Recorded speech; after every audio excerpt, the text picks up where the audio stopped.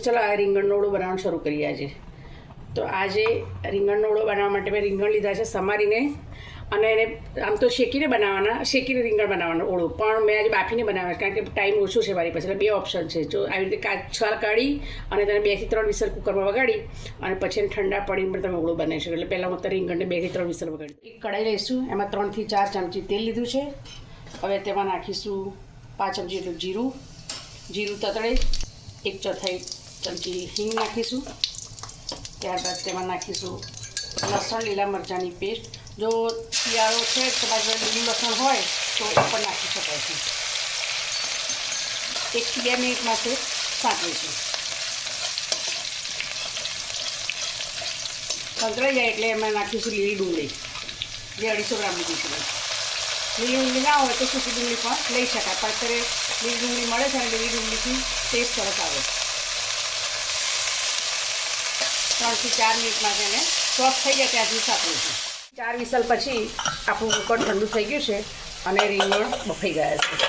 હવે જો રીંગણને મેં વગર પાણી બાફવા મૂકેલા, કદાચ પાણી હોય તો એને સ્ટ્રેનરમાં કાઢી નાખવાની, એટલે પાણી બધું નીકળી જાય. તો 3 થી 4 મિનિટ પછી આપણી ડુંગળી સરસ સંતળાઈ ગઈ છે અને સોફ્ટ થઈ ગઈ છે. હવે નાખીશું અમે ટામેટાં. મેં 200 ગ્રામ લીધા છે ટામેટાં, એ ટામેટાં નાખીશું. ટામેટાં સોફ્ટ થઈ જાય ત્યાં સુધી સાંતળીશ, પછી એમાં મસાલા કરીશું. તો ટામેટાં થઈ ગયા છે આપણા સોફ્ટ, અને હવે એમાં કરીશું મસાલા.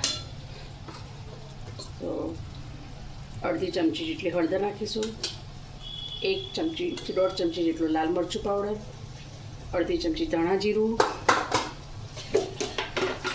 અડધી ચમચી ગરમ મસાલો અને સ્વાદ મુજબ મીઠું નાખીશું. બધું સરસ એક રસ થઈ જાય અને સંતળાઈ જાય વ્યવસ્થિત, પછી એમાં નાખીશું રીંગણ. તો રીંગણને મેં થોડા સ્મેશરની મદદથી સ્મેશ કરી લીધા, અધકચરા થોડા સ્મેશ થઈને લાગે એ રીતે સ્મેશ કરી દીધા છે. તો આપણે નાખીશું બાફેલા રીંગણ છે એને નાખી દઈશું શાકમાં. હલાવતા જઈશું અને તાવેથાની મદદથી ધીરે ધીરે સ્મેશ કરતા જઈશું. તો તેલ છૂટું પડે ત્યાં સુધી ધીમા ગેસે ઓળાને થવા દઈશું. આપણો રીંગણનો ઓળો થઈને તૈયાર છે. જો સાઈડમાંથી તેલ છૂટેલું દેખાય છે એટલે સમજવું કે રીંગણનો ઓળો થઈને તૈયાર છે. તો પછી હવે આપણે થોડી વાર રહીને તો પછી આપણે ધાણાથી ગાર્નિશ કરીશું. ઓળાને લીલા ધાણાથી ગાર્નિશ કરીશું. તૈયાર છે રીંગણનો ઓળો, જેને આપણે બાજરીના રોટલા સાથે સર્વ કરીએ.